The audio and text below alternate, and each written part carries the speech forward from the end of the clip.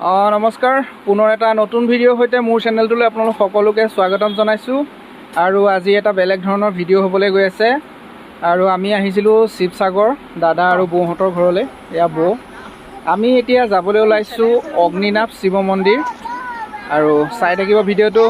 হাই, আমি এতিয়া নাজিৰা অগ্নিনাভ মন্দিৰলৈ যাওঁ আৰু আমাৰ লগত যাব উৎপল, মাইনু, পাপু, আমাৰ পৰিয়াল সকলোখিনি চাই থাকক। নমস্কাৰ।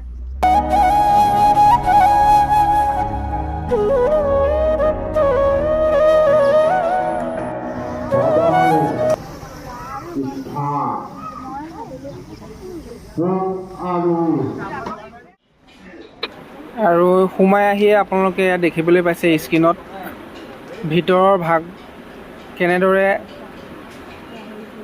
ভিতৰৰ ভাগত বাবাৰ মূৰ্তিত ফুল তুলসী দি সজ্জিত কৰা হৈছে আৰু